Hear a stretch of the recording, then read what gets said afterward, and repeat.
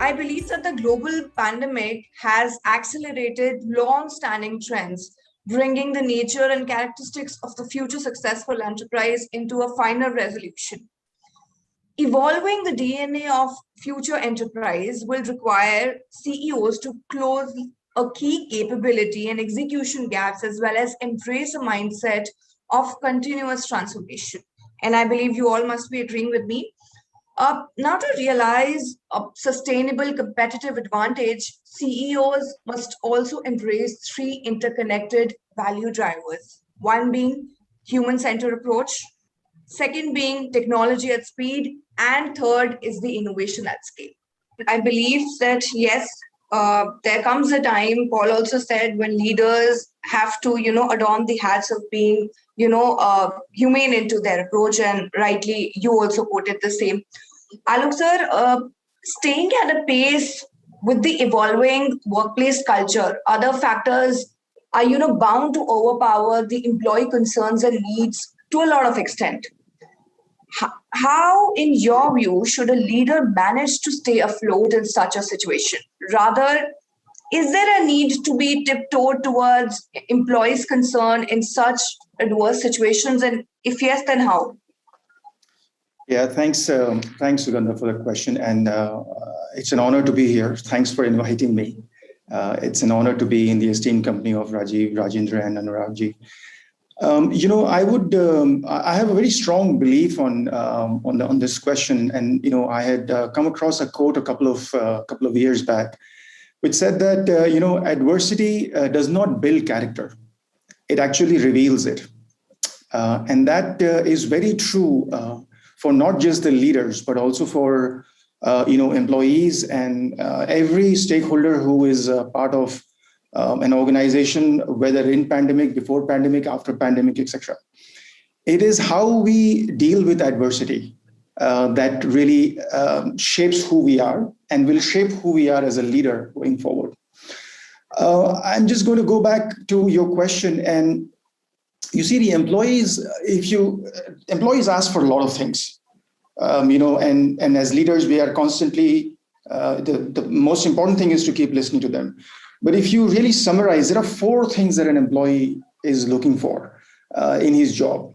And before I get there, let me remind all of you that, we are 30% of the global population is actually millennials. And by data, by 2025, 70% of the global workforce will be millennials. Now, before we talk about what we have to do, I just want to bring the audience in the focus. Whom are we talking about? This audience, this millennials, their requirement for job is very different today. It is different from what my parents were looking for, which is salary, security, go home, saving, give education to my children. It's very different now. They are looking for, job flexibility. They are looking for, meaningful work. They're looking for autonomy. They're looking for network and connections, right? So the requirement of this population is changing very drastically. But the four things that stays and has got accelerated and magnified is number one, they are looking for a stable and secure work experience. Now, what does that mean? They are looking for job security, and Anuragji touched upon that. They're looking for financial stability.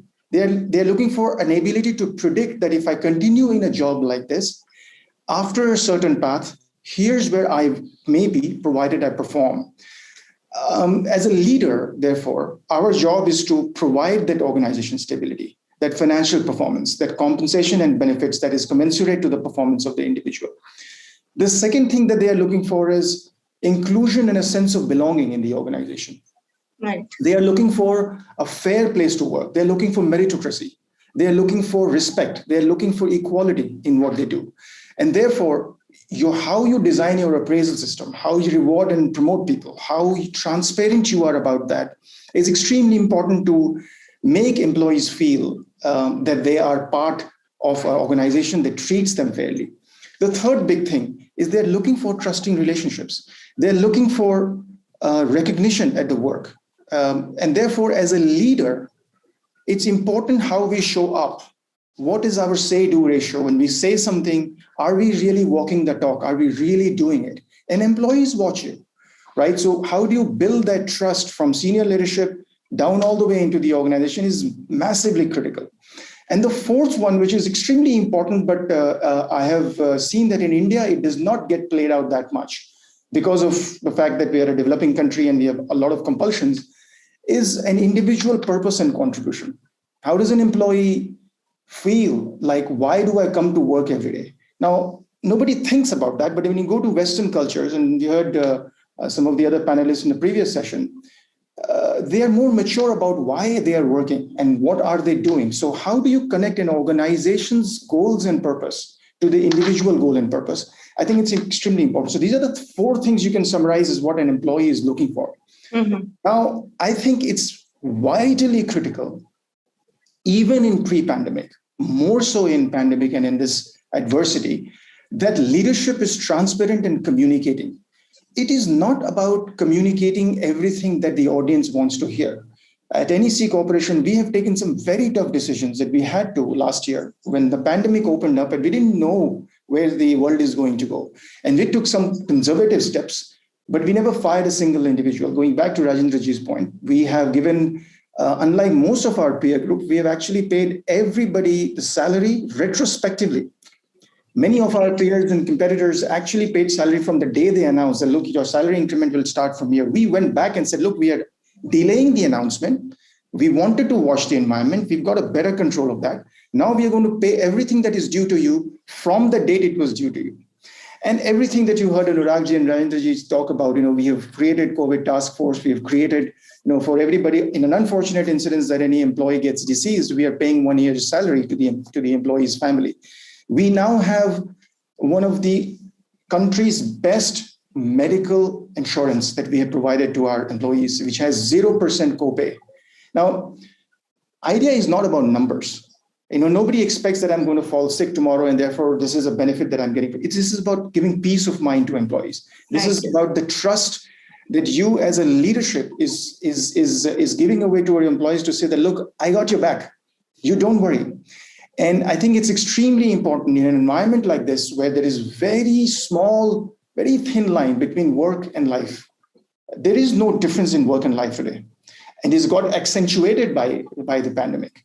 So I think how we show up as a leadership, how we are listening to them, how we are translating what we are listening into benefits that matters to them, and how we are communicated on time with the right sensitivity, with full transparency. There are some things that we can do. There are some things, we are not gods. There are something we can't do. Let's be transparent about that. And I think employees really, truly appreciate that. We have seen that happening in our, at NEC Corporation in India.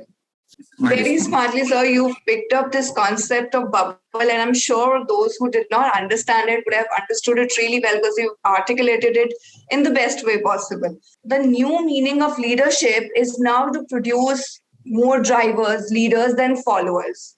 Of course, by skilling potential employees into being trained as drivers.